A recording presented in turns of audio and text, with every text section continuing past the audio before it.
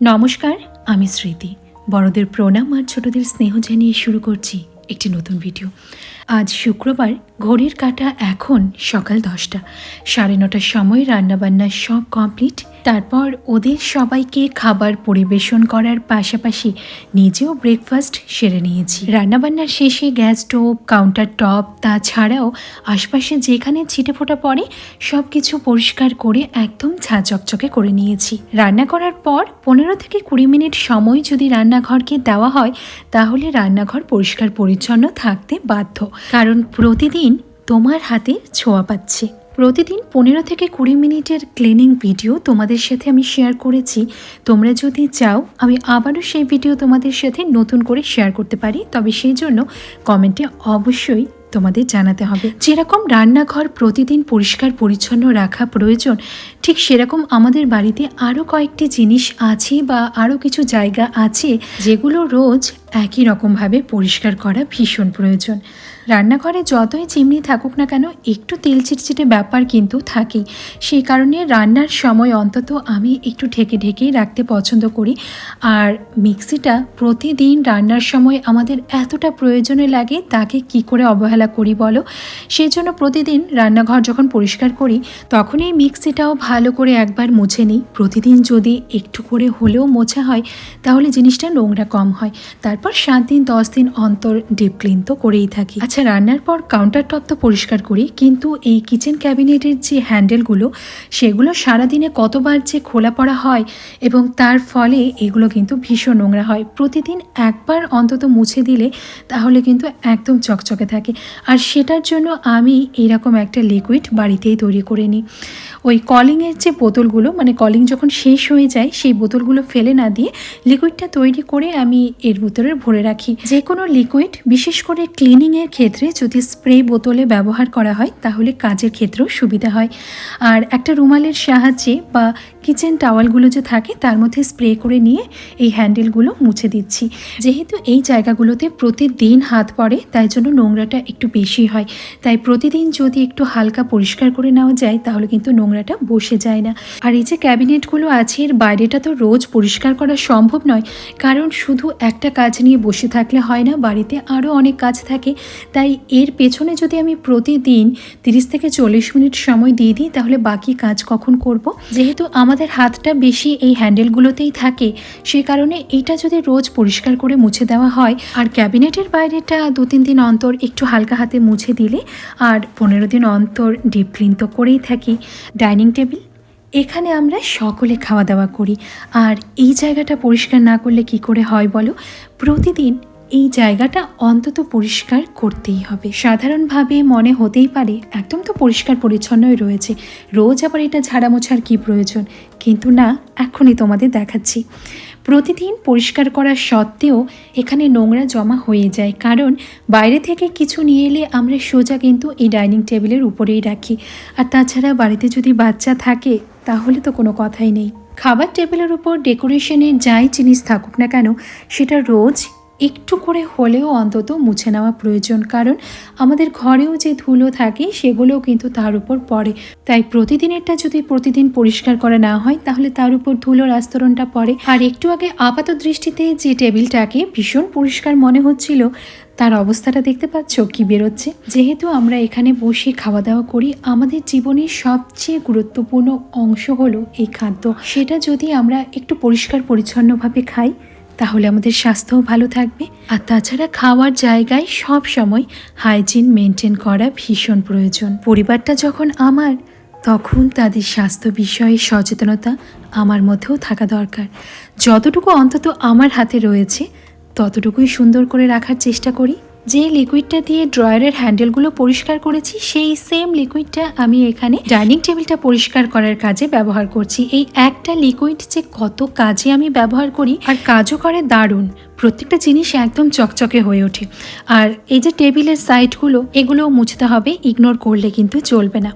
আচ্ছা, সেই লিকুইডটা দিয়ে ভালো করে তো মুছে নিয়েছি, এবার অন্য আরেকটা তোয়ালা দিয়ে সেই যে ভিজে ভাবটা সেটাকে ভালো করে একবার শুকিয়ে নিচ্ছি। তাহলেই তো চকচকেটা করবে নাকি, কারণ ভিজে ভাবটা যদি ভালো করে মোছাই না হয় তাহলে তো কাচের মধ্যে সেই ঘোলাটে ভাবটা থেকেই যাবে, তাই না? এবার ম্যাটগুলো একটা একটা করে পেতে দিচ্ছি। আর ম্যাটগুলো তো আগে একটু হালকা করে মুছে নিয়েছি। 15 বা 20 দিন পর শ্যাম্পু জলে এই ম্যাটগুলো বেশ কিছুক্ষণ ডুবিয়ে ভিজিয়ে রাখি, আর তারপর জল দিয়ে ভালো করে ধুয়ে পরিষ্কার করে নিই।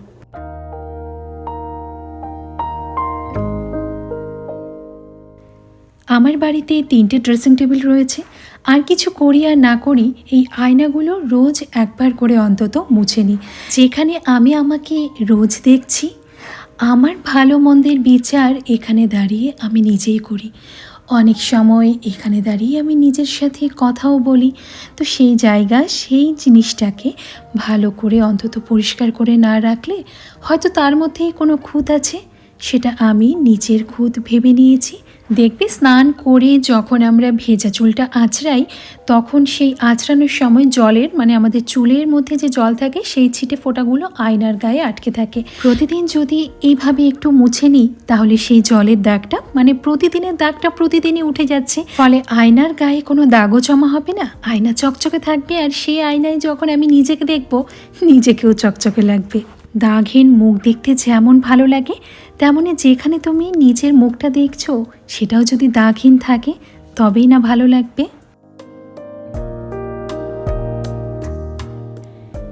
এই হলো আমার 2 নম্বর ড্রেসিং টেবিল। এটাকেও মুছে নেব।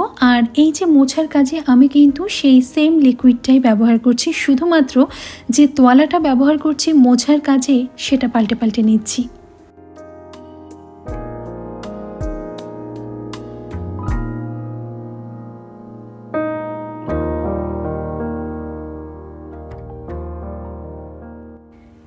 এই যে মোছার কাপড়গুলো, প্রত্যেকটা জায়গা এক একটা কাজের এই মোছার কাপড়গুলো তো আমাদের আলাদা আলাদাই থাকে। এখন তো আমরা এরকম ছোট ছোট তোয়ালে কিংবা মাইক্রোফাইবার ক্লথ কত রকমের কিছু বেরিয়েছে, কিন্তু আগে মারা যে সুতির শাড়ি পরতো সেগুলো পুরনো হয়ে গেলে তাই ছিঁড়ে এইসব মোছামুছির কাজগুলো করতো।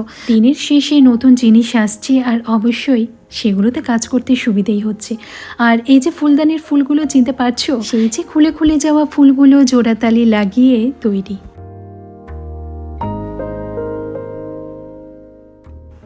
চলে এসেছি আমার 3 নম্বর ড্রেসিং টেবিলের কাছে। মূলত এই আয়নাটাই বেশি ব্যবহার হয়। এগুলো ছাড়াও আরও অনেক কাজ ক্লিনিংয়ে যোগ থাকে, কিন্তু সেগুলো প্রতিদিন পরিবর্তিত হয়।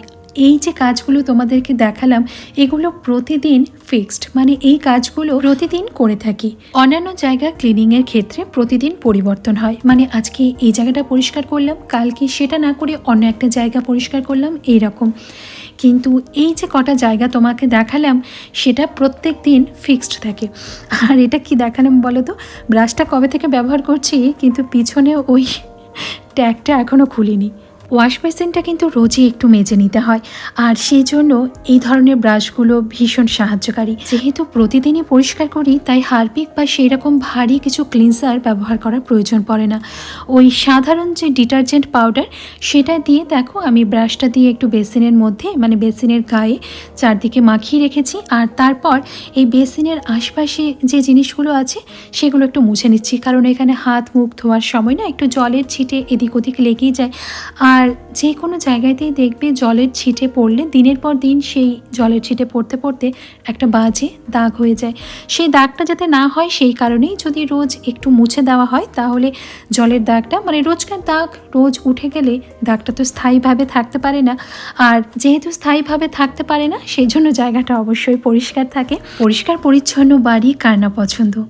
সে বাড়িতে যেমন তোমার থাকতে ভালো লাগবে, তেমনই সেই বাড়িতে একটা পজিটিভ এনার্জিও কাজ করবে। সেই এনার্জি তোমাকে মানসিকভাবে শান্তি দেবে, তোমার পরিবারের সুখ শান্তি বজায় রাখবে, এবং স্বাভাবিকভাবেই এইসবের ফলে আমরা নিজেরা ভালো থাকব। আমরা ভালো থাকার জন্যই তো এত কিছু করা, তাই না? বেশ কিছুক্ষণ বেসিনটা ভিজিয়ে রেখেছিলাম, ওই যে ভিজিয়ে রেখে যতক্ষণ আমি এদিক ওদিকটা মুছলাম আর কি। তারপর এই ব্রাশ দিয়ে ভালো করে আরেকবার পরিষ্কার করে নিলেই বেসিন একদম চকচকে। আর এই যে তোয়ালাগুলো, এগুলো কিন্তু একটা দিয়ে আমি সব কাজ করছি না। এর আগের ভিডিওতে তোমাদেরকে দেখিয়েছিলাম না, মিশো থেকে এই কিচেন টাওয়ালগুলো অর্ডার করেছিলাম। অনেকগুলো ছোট ছোট টাওয়াল এরকম এসেছে, তো আমি প্রত্যেকটা কাজের জন্য আলাদা আলাদা ভাগ করে নিয়েছি। আমার আজকের এই ভিডিও তোমাদের কেমন লাগলো জানার অপেক্ষায় রইলাম। সবাই খুব ভালো থেকো, সুস্থ থেকো। দেখা হচ্ছে পরের ভিডিওতে।